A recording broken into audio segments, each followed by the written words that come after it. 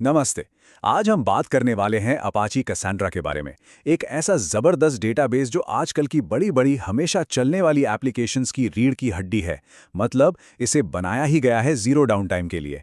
तो चलिए समझते हैं इसकी दुनिया को। तो कभी सोचा है कि आज की जो सबसे बड़ी ऐप्स हैं, जिन्हें हम और आप रोजाना इस्तेमाल करते हैं, वो हमेशा मतलब 24/7 ऑनलाइन कैसे रहती हैं, कभी बंद ही नहीं होती? आखिर इसके पीछे की टेक्नोलॉजी क्या है? देखिए, इसका जवाब छिपा है डेटाबेस के आर्किटेक्चर में। जो पुराने पारंपरिक डेटाबेस होते थे, उनमें एक मास्टर स्लेव वाला सेटअप होता था। मतलब अगर मास्टर नोड फेल हो गया तो बस सब कुछ ठप। लेकिन आज की जो मॉडर्न एप्लीकेशंस हैं, उनकी ज़रूरतें बिल्कुल अलग हैं। उन्हें चाहिए भारी मात्रा में डेटा, लगातार अवेलेबिलिटी और पूरी दुनिया में मौजूदगी। तो जाहिर है, पुराने तरीके यहाँ काम नहीं आने वाले। तो चलिए इसके पहले और सबसे जरूरी हिस्से को समझते हैं, कैसेंड्रा का डिसेंट्रलाइज्ड डिजाइन। इसे हम नो मास्टर रेवोल्यूशन भी कह सकते हैं। इसका सीधा सा मतलब है, कोई एक लीडर नहीं, सब बराबर हैं। कैसेंड्रा जो है वो एक पीयर टू पीयर आर्किटेक्चर पर काम करता है। इसे ऐसे समझिए, जैसे ये एक ऐसी टीम है जिसमें कोई बॉस है ही नहीं, सब बराबर हैं। क्लस्टर में मौजूद हर नोड की जिम्मेदारी और ताकत एक जैसी होती है। और इसका सबसे बड़ा फायदा, सिंगल पॉइंट ऑफ फेलियर। यानी किसी एक हिस्से के फेल होने से पूरे सिस्टम के बंद होने का जो खतरा होता है ना, वो ही खत्म हो जाता है। अच्छा, अब सवाल ये उठता है कि जब कोई बॉस ही नहीं है तो फिर डेटा सुरक्षित कैसे रहता है? इसका जवाब बहुत सीधा है। डेटा को रेप्लिकेट किया जाता है। मतलब उसकी एक नहीं बल्कि कई कॉपी बनाई जाती हैं।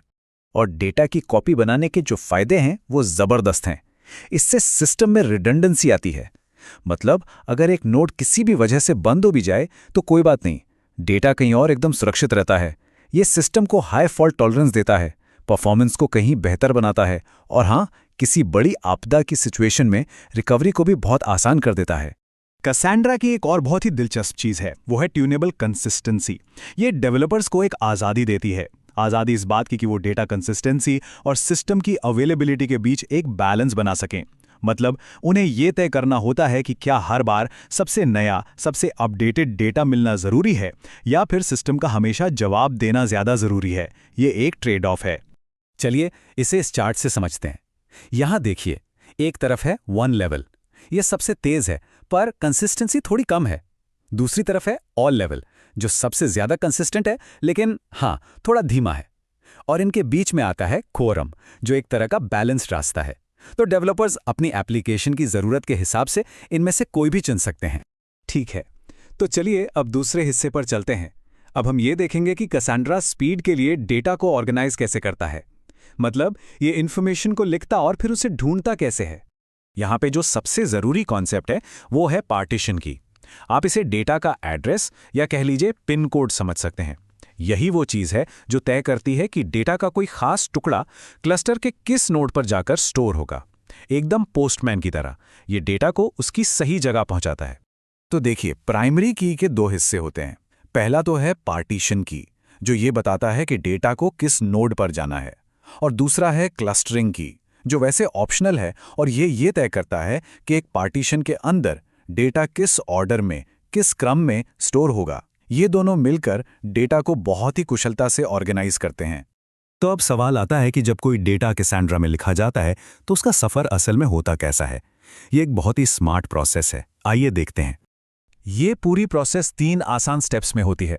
सबसे पहले डेटा को ड्यूरेबिलिटी के लिए, मतलब ताकि वो खो ना जाए, डिस्क पर एक कमिट लॉग में लिखा जाता है। इसके बाद तेज एक्सेस के लिए उसे मेमोरी में एक मेम टेबल में डाला जाता है। और आखिर में जब ये मेम टेबल भर जाता है तो उसे डिस्क पर एक परमानेंट फाइल में फ्लश कर दिया जाता है, जिसे कहते हैं एसएस टेबल। बस इतना ही। चलिए अब आते हैं अपने तीसरे और आखिरी हिस्से पर। अब तक हमने ये तो समझ लिया कि कैसेंड्रा काम कैसे करता है, पर अब सवाल यह है कि आखिर ये इतना बेहतरीन क्यों है। इसका असली फायदा, इसका अल्टीमेट पे ऑफ क्या है? इसका सबसे बड़ा फायदा है जीरो। जी हाँ, जीरो। इसमें single point of failure zero है। इसका जो डिसेंट्रलाइज्ड डिजाइन है वो ये पक्का करता है कि सिस्टम कभी भी किसी एक नोड पर डिपेंडेंट ना रहे। दूसरा बड़ा फायदा है लीनियर स्केलेबिलिटी। इसका मतलब बहुत सिंपल है। जैसे जैसे आपकी ज़रूरतें बढ़ती हैं, आप बस क्लस्टर में नए नोड जोड़ते जाइए और परफॉर्मेंस उसी हिसाब से आसानी से बढ़ती जाएगी। बिल्कुल सीधा हिसाब। फिर एक और कमाल का फायदा है, और वो है डेटा मॉडल की फ्लेक्सिबिलिटी। कैसेंड्रा का स्कीमा लेस डिजाइन डेवलपर्स को यह सुविधा देता है कि वो जरूरत के हिसाब से आसानी से नए कॉलम जोड़ सकें, और वो भी बिना किसी मौजूदा डेटा से छेड़छाड़ किए। ये बहुत बड़ी बात है। और बात यहीं ख़त्म नहीं होती। इसके अलावा भी कई बेहतरीन फीचर्स हैं, जैसे कि इसकी सेल्फ हीलिंग कैपेबिलिटीज़, मतलब ये खुद को ठीक कर सकता है। मल्टी डेटा सेंटर रेप्लिकेशन की सुविधा है। इसमें इनबिल्ट सिक्योरिटी भी है और रियल टाइम एप्लीकेशंस के लिए ये बहुत ही कम लेटेंसी देता है। तो इस पूरी बातचीत का सार अगर एक लाइन में कहें तो वो ये है कि कैसेंड्रा का पीयर टू पीयर आर्किटेक्चर, उसकी ट्यूनेबल कंसिस्टेंसी और भारी मात्रा में डेटा को संभालने की जो उसकी क्षमता है, यही वो चीजें हैं जो इसे दूसरे नो एसक्यूएल डेटाबेस से बिल्कुल अलग खड़ा करती हैं। तो आखिर में एक सवाल सोचना बनता है, क्या आज का हमारा डेटा एक ऐसी दुनिया के लिए तैयार है जहां डाउन टाइम की कोई गुंजाइश ही नहीं है? कैसेंड्रा इस सवाल का एक बहुत ही मजबूत जवाब देता है।